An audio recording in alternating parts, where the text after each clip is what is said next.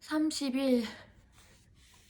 유미에게서 곡이 완성되었다는 문자 메시지가 들어온 것은 크리스마스를 일주일 앞둔 날 오후였다. 레이토는 당장 전화를 걸었다. 오, 대단한데? 어떤 곡이 나왔어? 유미는 전화기에 대고 끙 신음했다. 그건 내 입으로는 설명 못해. 직접 듣는 게 가장 좋아. 그야 들어봐야지. 녹음했지? 여기로 가져올 수 있어? 그것도 괜찮지만 가능하면 직접 연주하는 것으로 듣는 게 좋겠어. 물론 그럴 수만 있다면 나도 연주하는 걸 듣고 싶지. 언제 어디로 가면 돼? 또 그 시부야의 스튜디오? 아니 어쩌다 보니 이번 크리스마스 이브에 할머니 계신 요양원에서 연주회를 열기로 했어. 요양원에서? 요양원 시설 안에 조촐한 음악홀이 있더라고. 가끔씩 아마추어 음악가들이 위문 공연을 하는가 봐. 그러고 보니 사지씨도 어머님께 꼭 들려드리겠다고 했었지? 응, 맞아. 그러려고 이 곡을 만든 거니까. 알았어. 크리스마스 이브라고? 나도 꼭 갈게. 시간과 자세한 장소 알려줘. 나중에 문자 메시지로 보낼게. 아, 그리고 아빠가 가능하면 야나기사와 씨도 참석해 주시면 좋겠다고 하던데. 이모님? 그동안 기념도 여러 번 했고 이래저래 신세진 게 많다고. 아닌 게 아니라 사지씨의 기념은 레이토보다 치훈애가 대응해준 횟수가 더 많다. 알았어. 이모님에게 얘기할게. 잘 부탁해. 아빠도 좋아할 거야. 유미에 의하면 그 요양원은 조우시에 있다고 한다. 통화를 끝내고 신전 청소를 하고 있는데 때마침 치훈애가 나타났다. 오늘은 밀초 제조법을 가르쳐 주기로 했던 것이다. 레이토는 연주의 얘기를 전했다. 그런가요? 어머님을 위해 형님이 만들었던 곡을?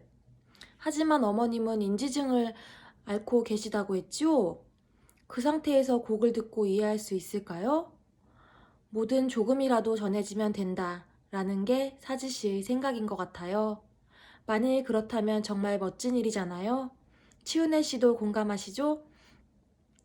그건 물론 그렇지만 우리도 연주회에 가요. 곡이 완성되는 과정에는 농나무의 기념이 얽혀 있잖아요. 파수꾼으로서의 책임도 있고 무엇보다 어떤 곡이 나왔는지 진짜 궁금해요. 그러자 치훈애는 입가를 풀고 웃으면서 의미심장하게 실눈을 뜨고 레이토를 올려다보았다. 왜요? 제가 또 뭔가 이상한 말을 했어요? 아니라고 그녀는 얼굴을 좌우로 움직였다. 어느 틈에 이렇게 제 몫을 해내는 사람으로 커버렸나 하고 생각했습니다. 이 정도면 농나무를 맡겨도 괜찮겠구나 하고. 아, 아니, 고맙습니다. 치훈애에게 이토록 칭찬을 받아본 적이 있었던가. 얼굴이 붉어지는 것을 스스로도 느꼈다. 알겠습니다. 그 곡 나도 들어보고 싶군요. 찾아뵙겠다고 그쪽에 전해주세요. 네, 잘 전하겠습니다. 레이토는 장모의 품속에서 스마트폰을 꺼냈다. 메시지를 쓰면서 옆 눈으로 흘끔 치훈애를 보았다. 치훈애는 어딘가 먼 곳을 응시하는 것 같았다. 그 옆 얼굴에 저녁 해가 와닿고 있었다. 크리스마스 이브 날은 아침부터 날씨가 맑았다. 레이토는 평소와 다름없이 경내 청소하고 농나무를 손질했다. 점심을 먹고 자전거 페달을 밟아 야나기사와 저택까지 갔다. 저택 앞에 검은색 대형 세단이 서 있고 그 옆에 운전기사인 듯한 남자가 있었다. 레이토를 보고 인사를 건네서 똑같이 머리를 숙여 응했다. 안에 들어가 치훈애의 얼굴을 보자마자 차에 대한 것부터 물어보았다. 혹시 저거 콜택시예요? 그래요. 요양원까지 교통편을 알아보니 전차로 가기는 너무 힘든 것 같아서 내가 불렀어요. 치훈애는 별일 아니라는 말투였다. 고급 콜택시는 난셈 처음 봤어요. 나도 같이 타도 돼요? 물론이죠. 굳이 따로따로 갈 필요가 있나요?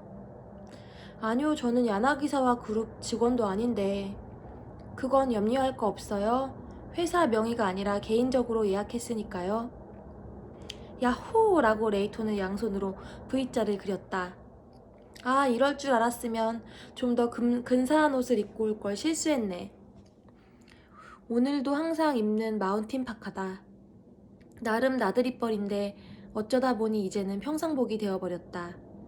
그 정도면 충분해요. 오늘의 주인공은 레이토가 아닙니다. 콜택시 정도의 기가 죽어서는 안 되지요. 치윤의 얄짤없는 꾸지람에 네 라고 레이토는 목을 움츠리며 혀를 쏙 내밀었다. 이상하게 요즘에는 그녀에게서 칭찬을 듣는 것보다 꾸지람을 들어야 마음이 놓인다. 둘이서 저택을 나서자 운전기사가 차문을 열어주었다. 치윤의 뒤를 이어 레이토도 차에 탔다. 문을 닫아주는 것도 운전기사다. 이런 대우도 물론 난생 처음이었다. 고급 세단 콜택시는 승차감이 기막히게 좋았다. 좌석 옆에 다양한 스위치가 있어서 등받이 각도와 좌석 위치도 자유자재로 바꿀 수 있었다. 게다가 기사님의 운전이 아주 신중했다. 자칫하면 스르르 잠이 들 것 같다. 굉장하네요. 지난번 임원회의에 참석했던 사람들은 다 이런 차를 타는 거잖아요. 사는 세계가 다르다는 느낌이에요. 부럽습니까? 글쎄요. 이럴 돈이 있으면 어딘가 다른 곳에 쓰고 싶기는 한데 다른 곳에 충분히 쓰고도 여전히 남아서 이런 곳에 쓰는 것이라면 어떻지요?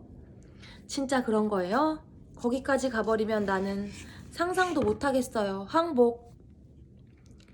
그런 말 말고 상상을 해보도록 하세요. 이 세상은 피라미드고 사람은 그것을 형성하는 돌멩이 하나하나예요. 피라미드 전체의 모습을 머릿속에 떠올리고 나는 지금 어느 위치에 있는지 상상하는 거예요. 모든 것은 거기서부터 시작됩니다.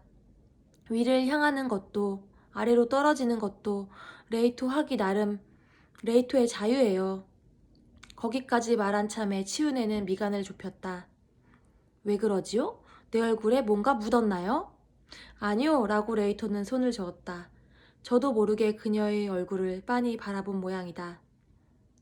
정말 치윤애 씨는 그걸 파악하고 계시죠? 머릿속에 장대한 피라미드가 있고 항상 자신의 자리를 확인하고 있어요. 후 하고 치윤애는 숨을 내쉬었다.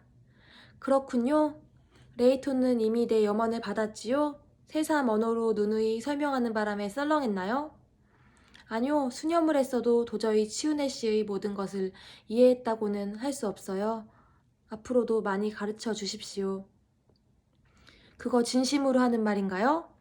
물론입니다. 인생에 대해 좀 더 공부하고 싶어요. 치윤애 씨와 함께 있으면 전부 다 공부가 되니까요. 잘 부탁드립니다. 치윤애는 표정이 누그러들어서 고개를 휘휘 저었다. 레이토 말은 아주 잘해요. 고맙습니다. 칭찬한 게 아니에요. 그렇습니까? 농담쯤은 분간하도록 하세요. 네, 또 한 가지 배웠습니다. 무심코 룸미러를 보니 운전기사의 눈이 웃고 있었다. 1시간여 만에 요양원에 도착했다. 주위가 온통 녹음으로 둘러싸인 저택의 새 빌딩이었다. 정면 현관에서 유미에게 전화를 했더니 얼른 내려가겠다고 말했다. 잠시 뒤에 유미가 나타났다. 레이토는 치윤애에게 그녀를 소개했다. 매번 아빠를 도와주셔서 감사합니다. 유미는 가슴 앞에 두 손을 맞대고 말했다. 우리는 항상 일일 뿐이에요. 그보다 타기하신 형님이 머릿속에만 그렸던 곡을 재현하다니 참으로 훌륭하군요. 기념에 관여해온 지 수십 년째지만 이런 경험은 처음이에요. 그렇게 말씀해 주시니 아빠도 흐뭇해하실 것 같아요. 유미가 연주회장까지 안내해 주었다. 요양원 시설 2층에 자리한 홀이다. 유미에 의하면 이따금 영화 상영회도 여기서 한다고 한다. 홀 안은 100명 정도 앉을 수 있는 공간으로 파이프 의자가 줄지어 놓였다. 벌써 반쯤 자리가 채워졌다. 반쯤 자리가 채워졌다. 잠깐 둘러보니 주로 요양원에 입주한 노인들인 것 같았다. 앞쪽에 무대가 설치되고 거기에 그랜드 피아노가 있었다. 옆에는 크리스마스 특별 연주회라는 입간판이 세워졌다. 모처럼의 연주회라서 다른 입주자 분들께도 들려드리기로 했어. 유미가 말했다. 어지간히 자신 있는 작품인 모양이다. 자리 지정은 따로 없었지만 유미에 의하면 한가운데쯤이 가장 소리가 좋다고 했다. 어디에 앉을까 망설이고 있는데 입구 쪽에서 사지 도시아키가 나타났다. 뒤따라오는 여자는 부인인 것 같았다. 유미와 꼭 닮은 승부욕 강한 얼굴이었다. 야나기사와 씨, 먼 길에 이렇게 와주셔서 고맙습니다. 사지가 치우네를 향해 머리를 숙였다. 천만의 말씀이에요. 기대하고 있었습니다. 그렇게 말씀해 주시니 감사합니다. 아, 나오이 씨도 바쁠 텐데 고마워. 저도 꼭 듣고 싶었어요. 근데 어떻습니까? 곡의 완성도는. 그건 들어보면 알 거야. 사지는 감정을 억누르는 말투였다. 쓸데없는 얘기는 할 필요가 없다라는 뜻인 모양이다. 아, 할머니다. 유미가 입구 쪽을 보며 말했다. 레이토가 돌아보니 흰옷의 간호사들에게 부축을 받으며 한 노부인이 들어오는 참이었다.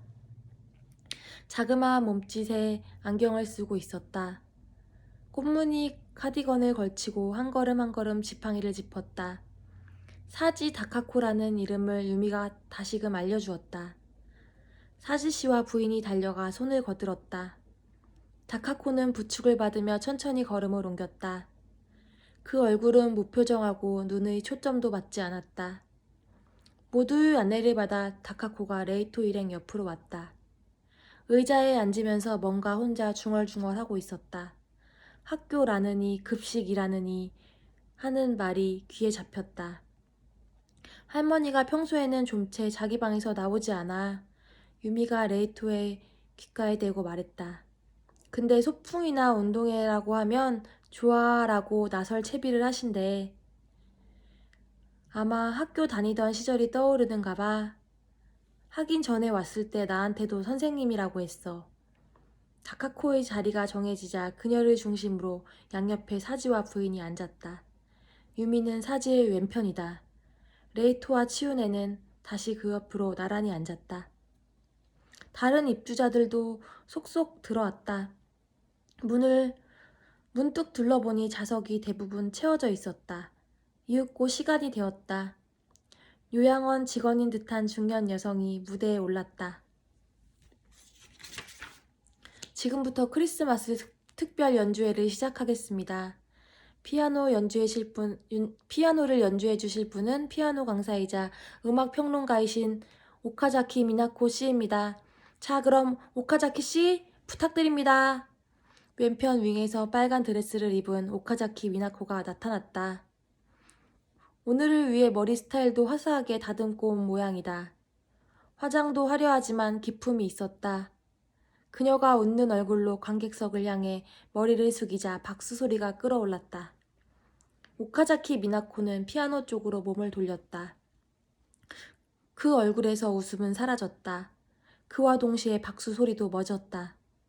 그녀는 천천히 피아노로 다가가 의자에 앉았다. 한순간 정적 뒤 오카자키 미나코의 두 팔이 움직이면서 힘찬 피아노 소리가 울려 퍼졌다. 연주가 시작되고 잠시 뒤에 레이토는 전혀 다르다라고 생각했다.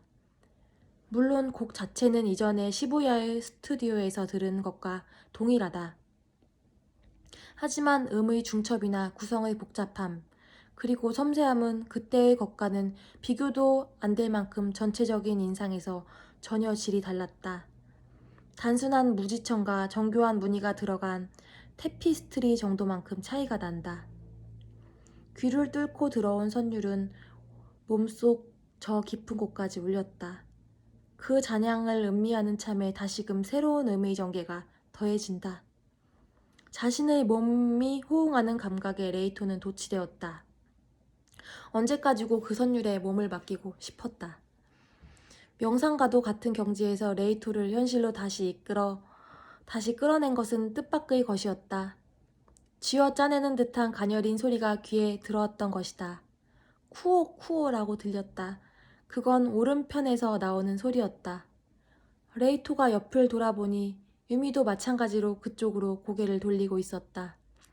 그 앞의 사지의 기척이 뭔가 좀 이상했다.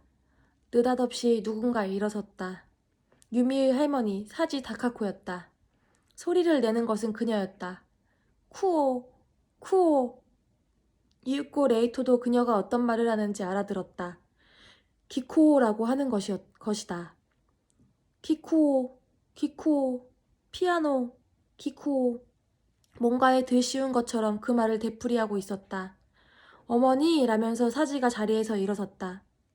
기쿠오가 치는 거, 기쿠오야. 아, 기쿠오, 아, 기쿠오, 아. 다카코는 두 손으로 입가를 가렸다. 이윽고 그녀의 눈에서 주르륵 눈물이 흘렀다. 사지가 어머니의 어깨에 손을 얹었다. 맞아요. 형님 노래예요, 어머니. 형님 노래야. 형님이 어머니를 위해 만든 노래야. 귀도 안 들리는 사람이 머릿속에서만 만든 노래야. 어머니, 하나도 놓치지 말고 잘 들어주세요. 오카자키 미나코의 연주는 절정에 접어들고 있었다. 힘차게 피아노를 두드리는 뒷모습을 레이토는 숨을 죽인 채 지켜보았다. 유미가 치우네와 레이토를 배웅하기 위해 정면 현관까지 나와주었다. 아빠가 꼭 감사 인사 전해드리라고 했어요. 유미가 치우네에게 말했다. 사지 부부는 다카코를 방까지 모시고 간 모양이었다. 아주 훌륭했습니다. 이런 좋은 음악을 듣게 해줘서 고마워요. 할머님도 행복해 보이시고 분명 천국의 아드님께서도 이제 만족하셨을 거예요. 저도 그렇게 생각했어요. 연주를 듣는 동안 할머니는 예전의 할머니로 되돌아오신 것 같았습니다. 단순히 제 착각인지도 모르지만요. 그럴 리가요. 분명 유미 씨의 생각이 맞습니다. 할머님은 행복하신 분이에요. 유미는 고개를 끄덕인 뒤 레이토 쪽을 향했다. 이래저래 고마워. 아빠가 말했었어. 나오이에게 정식으로 인사하고 싶다고. 에이, 됐어. 그런 것보다 라고 레이토는 뒤를 잇고 싶었다. 다시 한번 유미와 둘이서 식사 데이트를 하고 싶다. 하지만 입 밖으로 내어내지 못했다. 아직은 당당히 그런 말을 할 만큼 제 몫을 하지는 못하고 있다고 생각했기 때문이다. 레이토 이만 돌아갈까요? 치요네가 말했다. 네 라고 대답하고 유미를 보았다. 자, 그럼. 또 가도 돼? 그 농나무 보러. 유미의 물음에 크게 고개를 끄덕였다. 물론이지. 기다릴게. 고마워라면서 그녀는 웃었다. 그 얼굴을 보고 오늘은 이 정도로도 충분하다고 레이토는 생각했다. 돌아오는 콜택시 안에서는 자는 척했다. 치우네와 얘기하고 싶었지만 운전기사의 귀가 있었다. 눈을 감고 있었기 때문에 그녀가 차 안에서 무엇을 했는지는 알지 못한다. 아마 그 수첩을 들여다보거나 아니면 바깥 경치를 바라보며 방금 전의 일을 되짚고 있지 않았을까? 차가 야나기사와 저택 근처에 온 것 같아서 잠이 깬 척했다. 얼굴을 비벼가며 두리번 해봤다. 여기가 어디지? 이제 다 왔습니다. 운전기사가 말했다. 치훈애는 침묵하고 있었다. 저택 앞에서 콜택시가 멈췄다. 여기서도 운전기사가 문을 열어주었다. 내리자마자 레이토는 크게 기지개를 켰다. 와, 잘 잤다. 콜택시가 달려가는 것을 지켜본 뒤에 치훈애는 가방에서 열쇠를 꺼내 대문으로 다가갔다. 하지만 열쇠를 대기 전에 뒤를 돌아보았다. 레이토는 어떻게 할 건가요? 차라도 한 잔 마시고 갈래요? 어떻게 할까요? 정말로 망설였다. 치훈애와 얘기는 하고 싶었다. 하지만 방에서 얼굴을 마주한 채 얘기한다는 건 아무래도 망설여졌다. 아니요, 오늘은 이대로 돌아갈게요. 그래요? 치훈애는 한 차례 눈을 숙인 뒤 다시 레이토를 보았다. 오늘은 덕분에 귀중한 경험을 했습니다. 감사하다는 인사를 드리지요. 그런 인사는 됐고요. 그냥 고개를 숙이고 입에 침을 바르고서야 정식으로 얼굴을 들었다. 치훈애 씨는 어떻게 생각하셨는지 마음에 걸려요. 그 할머니를 보고 어떤 느낌이었는지 얘기를 듣고 싶은데. 어떤 느낌이었는지? 네, 이를테면 불쌍하다고 생각했는지 아니면 부럽다고 생각했는지. 치훈애는 입술을 깨물었다. 대답을 찾고 있는 것처럼 보였다. 치우네 씨! 라고 레이토는 말했다. 그렇게 나쁜 것만은 아닐 수도 있어요. 무슨 얘기인지 알지 못했던 것이라 치우네는 의아한 듯 고개를 갸우뚱했다. 잊어버리는 거요. 그게 꼭 그렇게 나쁜 건가요? 불행한 건가요? 기억력이 떨어져서 평소에 알았던 것들을 외우지 못한다고 해도 뭐 딱히 안 좋을 것도 없잖아요. 치우네는 체념한 듯한 웃음을 지었다. 역시 들키고 말았군요. 예념할 때 어떻게든 그건 생각하지 않으려고 무진 애를 썼는데 역시 농나무를 속여 넘기는 건 안 되는 일이었던 모양이지요. 농나무는 모든 것을 전한다 라고 가르쳐 주신 건 치오네 씨예요. 그랬지요. 그렇기 때문에 더더욱 예념을 했다는 건 비밀로 했었어요. 하지만 레이토는 수녀물에서 모든 것을 알아버렸군요. 치우네는 한숨을 내쉬고 레이토를 지그시 바라보았다. 내가 인지장애를 앓고 있다는 것도 확실한 것은 수념했을 때였어요. 하지만 그전에도 전혀 눈치를 못 챘던 건 아니에요. 치우네의 오른쪽 눈썹이 꿈틀 움직였다. 그래요? 내 정장, 즉 나들이벌을 사러 갔을 때 내 이름을 얼른 말하지 못하셨어요. 뒤에 붙일 호칭을 어떻게 할지 망설였다고 하셨지만 그게 아닌 듯한 느낌이 들었거든요. 그건 네, 그래요. 그리고 사은행 산 날 이발소에 다녀오라고 전화를 해주셨죠. 그 전날 얘기한다는 걸 깜빡 잊었다면서. 하지만 그거 깜빡하지 않으셨어요? 그 전날 틀림없이 저한테 얘기하셨거든요. 머리도 단정하게 하고 오라고. 그래서 그 전화를 받았을 때 나는 이미 머리를 깎은 뒤였어요. 역시 뭔가 이상하다. 혹시 건망증이 심해지셨나? 하고 생각하기 시작한 건 그때부터였어요. 그때 머리 얘기를 그랬군요. 호텔 야나기사와에 갔을 때도 비슷한 일이 있었어요. 내가 깜빡 졸다가 저녁 식사 시간에 늦어버렸었죠. 하지만 치우네 씨는 아무 말도 안 하셨어요. 치우네 씨도 약속했던 것을 잊어버렸던 거예요. 그렇지요? 맞는 말이에요. 레이토가 죄송하다고 해서 그제 알았지요. 아무래도 저녁 식사를 약속했던 모양이구나 하고. 수첩에 메모를 안 했기 때문에 잊어버렸던 것이지요? 치우네는 눈을 가늘게 뜨고 고개를 끄덕였다. 응, 그랬겠지요. 그 노란 수첩은 이라고 치우네는 치우네의 핸드백을 가리켰다. 치우네 씨의 기억 그 자체였어요. 엄밀히 말하자면 단기 기억이죠. 옛날 일은 잘 기억하지만 최근의 일은 잊어버리는 경우가 많은 거예요. 그래서 절대 잊어버려서는 안 될 것은 바로바로 적어두셨죠. 누군가를 만나기 전에 때로는 한창 만나는 중에도 수첩에 적힌 내용을 때때로 확인해서 커뮤니케이션에 지장이 없도록 하셨어요. 그리고 실제로 정말 놀랍도록 잘 숨기셨어요. 어렴풋이 눈치챘다고 말했지만 저도 병이라고 할 만큼 중한 건 아니라고 생각했으니까요.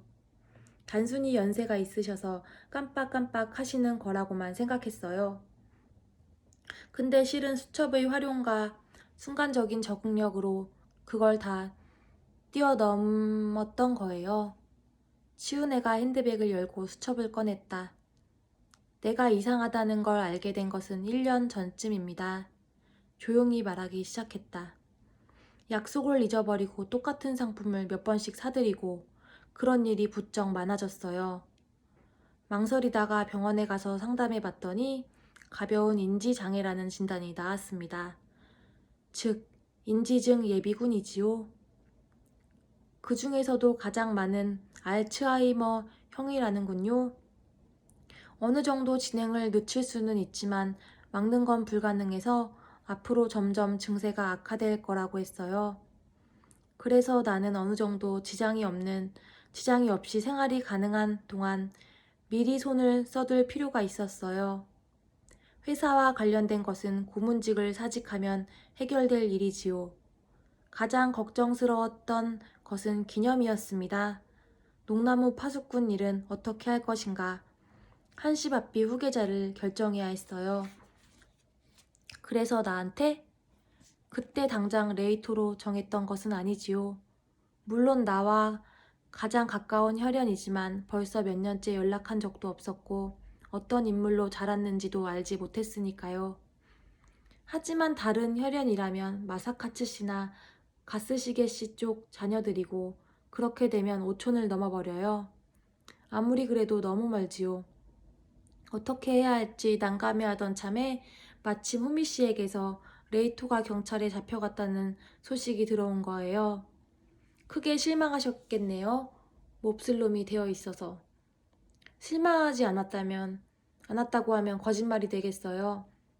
우수하지는 않더라도 좋으니 남에게 해끼치지 않고 착실히 살아가는 젊은이였으면 했다라는 게 본심입니다. 그건 그럴 것이라고 레이토도 동의하지 않을 수 없었다. 자신이 치훈의 입장이었더라도 그런 바람을 가졌을 게 틀림없다. 그런데도 저에게 물려주기로 하셨군요. 그래요. 그 이유는 이미 알고 있지요? 내 염원을 받아갔으니. 우리 어머니에 대한 속죄. 내 입으로 이런 말을 하는 건 민망하지만 나름대로 후회 없는 인생을 살아왔습니다. 결혼하지 않고 아이도 낳지 않고 결국 가정이라고 할 만한 것은 꾸리지 못했지만 그것을 대신할 만큼 많은 것을 쌓아 올렸다는 자부심도 있어요. 하지만 단 한 가지, 아무래도 나 자신을 용서할 수 없는 일이 있었습니다. 그건 하나뿐인 여동생에게 언니다운 일을 하나도 해주지 못한 것이에요. 나는 참으로 어리석었어요. 치훈애는 크게 숨을 토해내고 턱을 들었다. 그 눈이 붉어지고 눈가로 눈물이 흐르기 시작했다. 레이토는 아무 말도 할 수 없었다. 그녀의 고뇌는 스념을 통해 충분히 알고 있었다. 치훈애의 후회는 부친 나오이 소이치가 재혼했을 때까지로 거슬러 올라갔다. 왜 그때 순수하게 축하해주지 못했던가 하고 아직도 자신을 질책하고 있었다. 자신이 고집스럽게 마음의 문을 닫아버리는 바람에 소이치는 숨을 거둘 때까지 끝내 한 가족이 되지 못한 것을 한스럽게 생각했을 터였다. 소이치가 진심으로 원했던 것은 어머니가 다르더라도 두 딸이 사이좋게 지내는 것이었다. 그리고 그것은 치훈의 자신의 바람이기도 했다. 재혼한 아버지에게 아이가 생겼다는 말을 들었을 때는 충격을 받았지만 태어난 아기를 처음 봤을 때는 뇌 안쪽에서 뭉클한 뭔가 느껴졌다는 건 부정할 수 없었다. 이 아기는 내 여동생이다. 이 세상에 단 하나뿐인 자매간이다. 그때 꽉 끌어안았더라면 이라고 몇 번을 후회했는지 모른다. 그렇게 하지 못하는 바람에 자매라는 인연의 끈을 잡지 못하고 말았다. 게다가 그 아이를 내팽겨쳤다. 단순히 연락이 뜸해진 것이 아니다. 연을 끊자는 미치의 말에 제대로 반론조차 하지 않고 그대로 관계를 끊어버렸다. 처자식 있는 남자의 아이를 낳은 그녀 앞에 결코 평탄치 않은 길이 가로놓일 것을 뻔히 알면서도 그 여동생과 다음에 다시 만난 것은 그녀가 망해가 된 뒤였다. 나는 얼마나 어리석었는가 라고 한탄하지 않을 수 없었다. 어느 누구도 대신해줄 수 없는 유일한 여동생에게 손을 내밀지 않았다. 싫어했던 것도 아니고 성가셨던 것도 아니다. 사실은 사랑해주고 싶었다. 언니와 여동생답게 함께 어울리고 싶었다. 어린 여동생의 옷을 골라 입히고 머리 스타일도 다듬어주고 싶었다. 자신의 취향대로 예쁘게 차려입은 그녀와 거리를 돌아다니며 맛있는 것을 먹고 즐거운 일을 함께 하면서 둘이서 마음껏 웃고 싶었다. 못했던 것이 아니라 안 했던 것이었다. 별것도 아닌 자존심이며 하잘 것 없는 고집 때문에 자신의 마음에 거짓말을 했다. 그런 건 아무 가치도 없는 것이었는데 그렇다는 것도 잘 알고 있었는데 미치에의 죽음은 치훈의 마음속에 깊은 상처를 남겼다. 오랜 동안 애써 그 상처를 들여다보지 않으려 해왔다. 여전히 자신을 속이고 또 속였던 것이다. 하지만 레이토의 존재를 알고는 가만히 있을 수 없었다. 지금이야말로 미치에게 해주지 못한 것을 할 때라고 생각했다. 이미 알고 있겠지만 사실은 일석이조였어요. 눈가를 손등으로 훔치며 치우네는 말했다. 레이토를 데려와 당당히 제 몫을 하는 사람을 만드는 것으로 미치에게 사죄한다. 동시에 농나무 파수꾼의 후계자를 키워내는 문제도 해결한다. 하지만 그 목적은 전혀 달성되지 않았어요. 레이토는 두 팔을 펼치며 말했다. 보시다시피 저는 반사람 목밖에 못하고 있고 농나무 파수꾼은 견습도 못했어요. 아직 한참 더 치우네 씨의 힘이 필요해요. 내 힘 따위. 치우네는 조용히 고개를 저었다. 지금의 나에게는 아무 힘도 없어요. 별 도움도 안 되는 노인네일 뿐이지요. 사은의 행사 뒤의 비공식 임원회의 그쪽에서 나를 따돌렸던 게 아니었어요. 그날 저녁에 무슨 일이 있었는지 레이토는 알고 있지요? 네, 라고 레이토는 대답했다. 잊어버리셨어요. 그래요. 행사가 끝난 뒤에 임원회의가 있다는 것을 잊어버렸습니다. 그날 저녁 행사장을 나온 뒤 나는 어쩔 줄 모르고 있었어요. 이 다음에 내가 무엇을 해야 하는지 알 수 없었기 때문이지요. 레이토는 곁에 없고 수첩에는 아무것도 적어둔 게 없고 호텔 안을 우왕좌왕하다가 현관 앞으로 나온 참에 다행히 레이토가 나를 알아봐 줬어요. 그리고 레이토가 그때 물어봐준 덕분에 임원회의가 있다는 걸 알았어요. 생각난 게 아니에요. 그때 처음 알았던 거예요. 그 기억은 완전히 빠져나가고 없었습니다. 하지만 그런 경우에 대처하는 방법에는 꽤 익숙해졌었죠. 졸지에 거짓말을 둘러대고 그 자리를 넘겼습니다. 그 바람에 나는 호텔 야나기사와를 구해낼 방도를 영원히 잃고 말았어요. 그 뒤에 저도 엘리베이터 홀에서 마사카즈 사장님 일행을 만났어요. 치우네 씨를 왜 따돌렸냐고 사장님에게 따졌어요. 하지만 사장님은 어른들만의 사정이 있다라고만 하셨어요. 내 병에 대한 것은 마사카즈 씨에게만 알렸으니까요. 만에 하나 폐를 끼치는 일이 있어서는 안 되니까요. 그래서 그때 마사카즈 씨는 어떻게 된 일인지 한순간에 짐작했을 거예요. 이 사람은 레이토가 생각하는 것보다 훨씬 더 큰 인물이에요. 농나무의 힘을 빌리지 않고서도 야나기사와가의 염원을 똑똑히 이어가고 있습니다. 그게 사실이라면 분명 대단한 인물이라고 레이토는 생각했다. 자신 따위는 도저히 맞상대가 되지 않는다. 그 사은의 행사날 밤이 결정타가 됐어요. 그걸로 나는 결심을 할 수 있었습니다. 이제 그만 막을 내리자고. 때마침 농나무를 마음 놓고 맡길 수 있는 사람도 찾았으니. 아뇨, 저는 아직 멀었어요. 괜찮습니다. 레이토는 혼자서 할 수 있어요. 게다가 내가 지난번에 말했었지요? 여행을 떠날 예정입니다. 그동안 집 관리도 맡아서 하도록 하세요. 레이토는 등을 꼿꼿이 세우고 치우네의 얼굴을 정면으로 마주보았다. 여행을 떠나시는 건 괜찮아요. 집도 관리해 드릴게요. 하지만 그 대신 꼭 약속해 주세요. 반드시 돌아온다고, 틀림없이 돌아온다고 약속해 주셔야 합니다. 아, 그리고 불단 서랍에 들어있던 작은 병 말인데요. 그 병은 못 가져가십니다.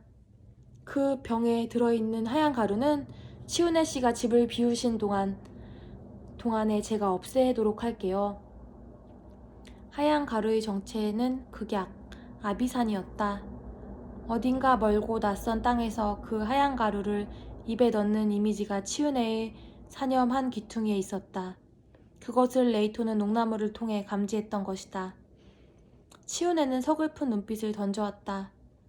레이토는 이해를 못하겠지요. 젊은 레이토는. 기억해 두고픈 것들, 소중한 추억들, 그 모든 것이 손가락 사이로 모래가 흘러내리듯이 사라져가요.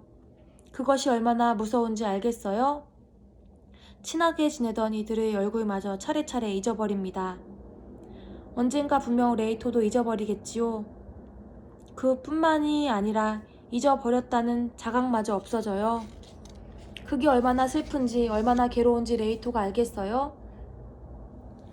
네, 저는 알지 못합니다. 하지만 그곳이 과연 어떤 세계인지 치우네 씨도 아직은 알지 못하잖아요. 잊어버렸다는 자각도 없다면 그곳은 절망의 세계 같은 게 아니죠. 어떤 의미에서는 새로운 세계예요.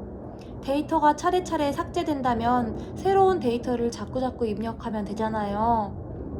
내일의 치우네 씨는 오늘의 치우네 씨가 아닐지도 모르지요. 하지만 뭐 그래도 좋잖아요. 나는 받아들입니다. 내일의 치우네 씨를 받아들일 거예요.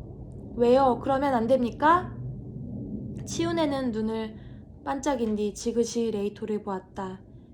이윽고 후후 입술을 풀며 웃었다. 지금 내가 무슨 생각을 하고 있나요? 나야 모르죠. 어떤 건데요? 미치에 씨가 부럽다고 생각했습니다.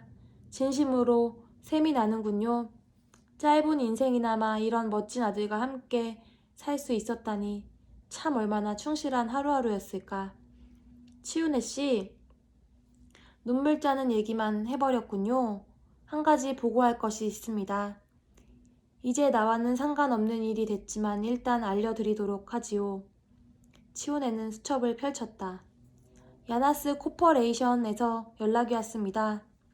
호텔 야나 기사와의 존폐에 대한 안건은 1년 동안 기한을 연장해 다시 협의하기로 했다는군요. 레이토의 뛰어난 연설이 결실을 맺은 모양이지요? 그 호텔이? 그렇습니까? 치우네는 수첩을 탁 덮었다. 레이토에게 묻습니다. 내가 앞으로 조금 더 살아도 괜찮을까요? 그럴 가치가 있나요? 어떻게 대답해야 좋을지 알 수 없었다. 답답해서 오른쪽 주먹을 세게 휘둘렀다. 지금의 내 기분을 예념하고 싶네요. 언어 같은 걸로는 안 돼요. 농나무를 통해 치우네 씨에게 전하고 싶다고요. 고마워요. 하지만 농나무의 힘은 필요 없어요. 방금 처음으로 알았습니다. 이렇게 마주하고 있는 것만으로도 전해져 오는 게 있다는 걸. 치우네가 오른손을 내밀었다. 그 여윈 손을 레이토는 두 손으로 감쌌다. 치우네의 마음이 염원히 전해져 오는 듯한 마음이 들었다.